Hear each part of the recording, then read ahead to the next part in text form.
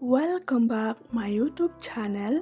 Kublai Shibon ya kito kibasngyo tanan pan page kum kine kijajing hikai kane kajing hikai ngawanra shipi kumno bangin nang kloy ya kakten pareng kine kikendon ngidei banbot ladab hiyo sngyo chung mentoy nakane ka video panam klan pan share like and subscribe.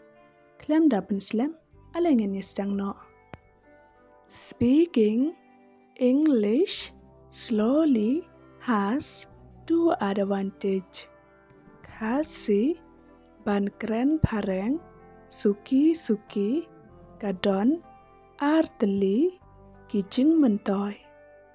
It give you more time to think of what to say. Kasi ka ai yapi shibon kapor ban perkat ya ka ai kaba pin ong.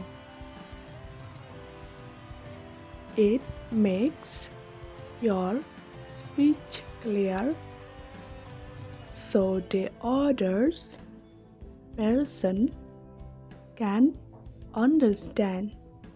Kasi kapan lang yaka jingkren jongpi ban long kabashai knang ba kiway kin sngew tho. Where did you learn this thing? Kasi shano hinang ya gine ki ai. I learned with the help of my friends. Kasi nganang da kajing yarap jong upar lak jonga. I didn't hear clearly. Kasi ngam yo sngew bah. Do you know her?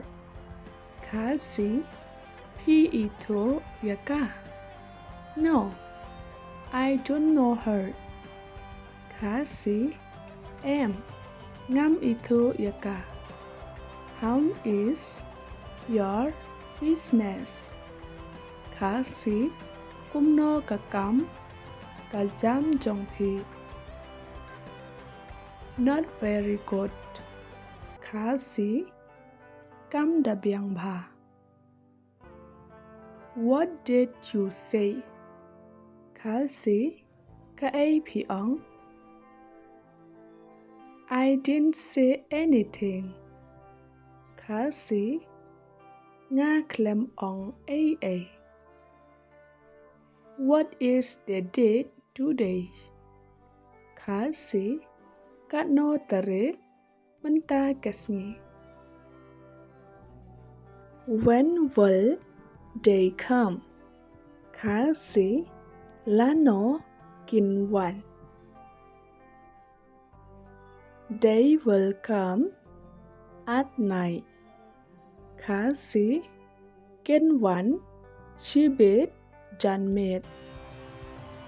Do you have more? Kasi pi dang don shu. Don't worry, you are not alone. Kasi what sngew si phim long marway. You are the light of my life. Kasi pi long kajing shai ha kajing im jonga. You bring joy to my life. Kasi pi wanra ya kajing kemen ha kajing im jonga. You inspire me. Kasi pi ai mensin yanga. You are wasting my time. Kasi phi penlot ya kapor jonga. What do you want from me? Kasi ka ấy phi quá nanga. I need your help and your support. Kasi nga trần cẩm cả chính gia rap but cả chính kerjaan trong khi so that I can make more video. Kasi nang ba ngan pen me shu shibon teli ki video. We need to support each other. Kasi nghi trần cẩm ban kerjaan iway ya iway. See you in the next video.